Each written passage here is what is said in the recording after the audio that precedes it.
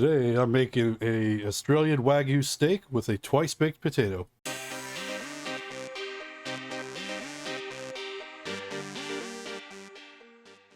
Well, the first thing we got to get our twice bakes ready. I have some nice big russets here. I got 2 of them, which will make 4 twice bakes. And then I got a couple little potatoes just for a little extra filling. We're going to go ahead and we're going to wrap these up with foil, and then I'm going to throw them into the oven for about 50 minutes or so. With these larger ones, they might take a few minutes longer.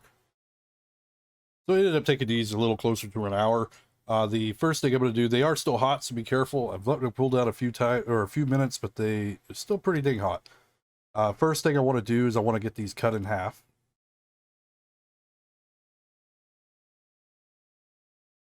I'm just going to cut them lengthwise here.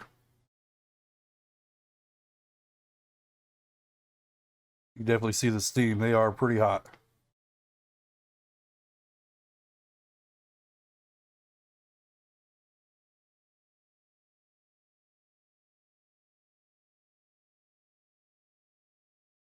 I'll go ahead and cut these ones in half too. These ones are a little smaller, so the skins ended up being cooked a little bit more. These are actually Yukons. I didn't have any small russets, but it'd be all right. These will make it nice and flavorful.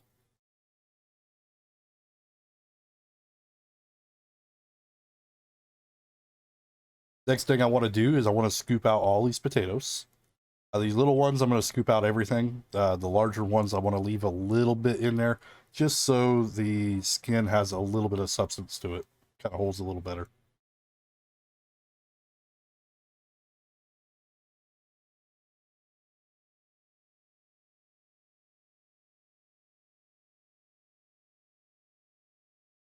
I realized there was so much steam it was fogging up my camera here. All right, now that we got everything scooped out, ready to go ahead and make the mix here. Pretty much going to be a mashed potato. First, I'm going to take a clove of garlic. I'm going to use my little microplane tool here, and I'm just going to grate it in.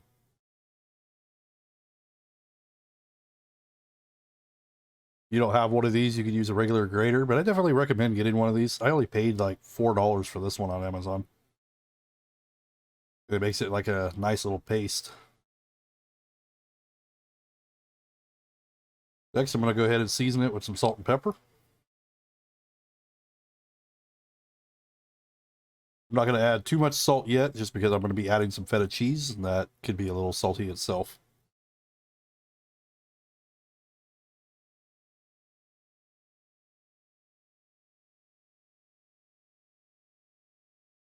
Little butter I melted in the microwave. I'm going to add that in.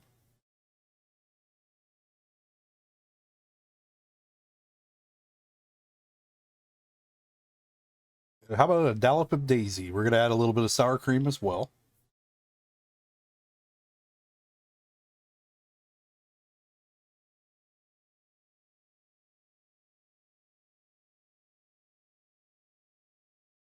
And when it comes to sour cream, I am a little pickier. I prefer daisy or Tillamook myself. The off brands, that's one thing I don't really care for too much with the off brands. Then we're going to go ahead and get these mixed up.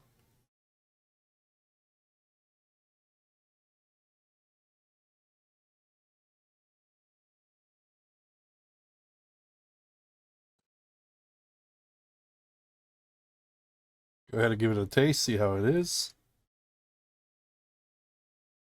A little more salt.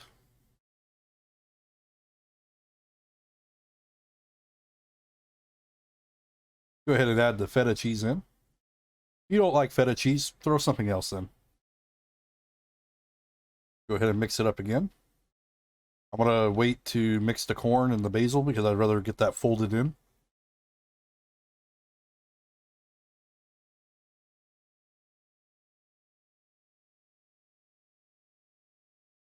Add just a little bit more salt now that I got the flavors with the cheese in there.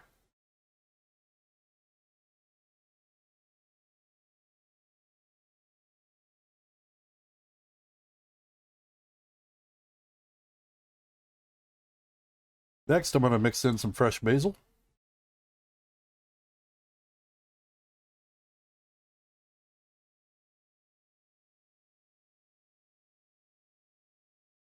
Then I'm going to add some corn. This makes a normal, really good mashed potato as well. Then we're just going to get everything folded together. Now that I get everything mixed, I'm going to make my little makeshift bag.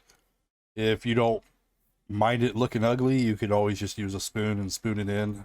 I do like to make mine look a little bit nicer, so I got a start tip, just cut off the end of a Ziploc. Go ahead and load everything up in the bag. The Ziplocs work just fine. Sometimes the tips will pop out a little easier, but I don't own any piping bags at the moment. I may have to invest in one.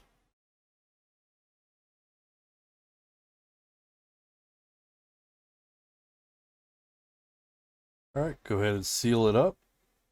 Let out some of the air though. I do need to get a larger piping tip as well. It's a little harder to push the potatoes through it.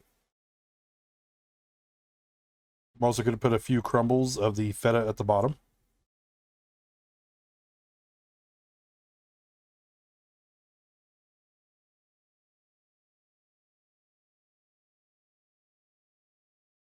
And then we're just going to pipe everything into the potato. Definitely need a larger tip.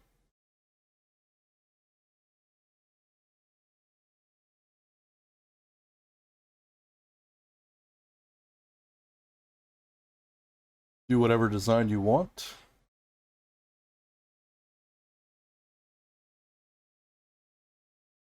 I think I'm actually going to go up and pretty much go down in like 3 lines here.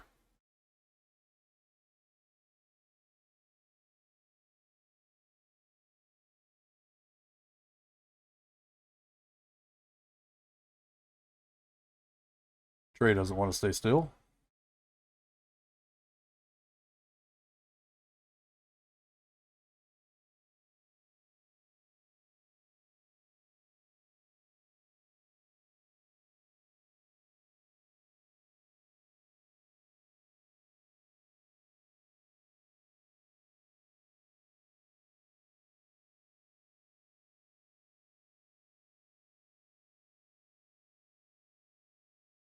Then I'll just do 1 line down the middle. It's not the prettiest potato I've ever made, but it'll work. Then you just want to do that with the rest of them. And then we'll put these back in the oven. I'm actually going to use my air fry function on my Ninja Foodie Grill. And I'm going to leave that in there for a few minutes while I work on a steak. Next, we're going to prepare this is an Australian Wagyu. It's not the highest grade out there, but it's a pretty nice grade. Got some nice marbling on it. This one in particular is about $27 a pound. So it's not the most expensive, but definitely not the cheapest either. I'm just going to keep it simple. Some salt, pepper, a little bit of garlic.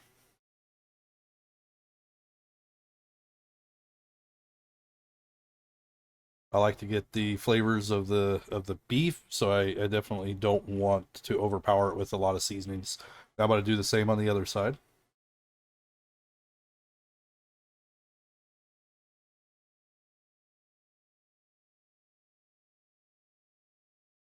Little garlic powder, salt and pepper.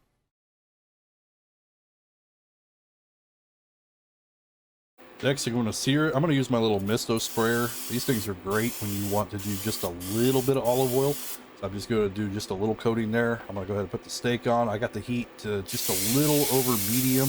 And I'm going to sear this for about 3 minutes of each side. I'm not going for a well done. I'm going for a little more on the rare side.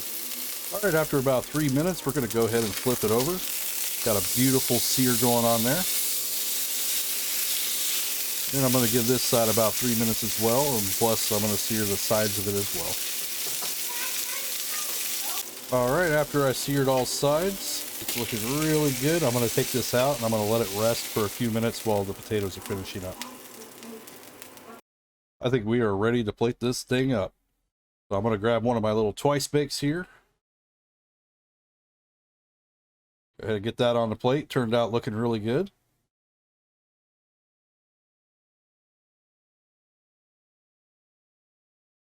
Let's get our steak and throw it on there.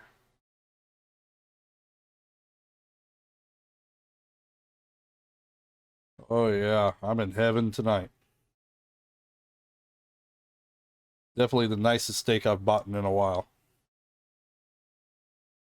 Oh, this looks so good. It smells good. It's not every day that I buy a steak like this. This is a once in a blue moon treat.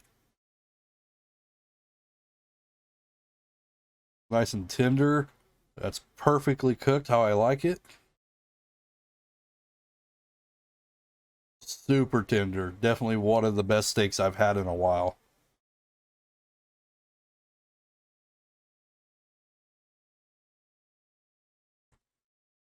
You can just see how tender and soft it is.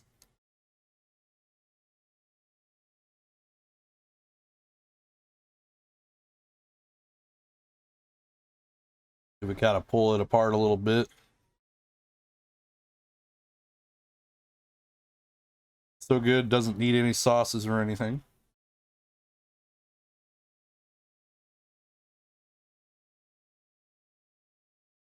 Let's go ahead and check out our twice bake here.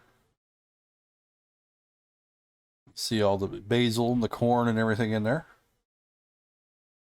See a little bit of chunks of the feta.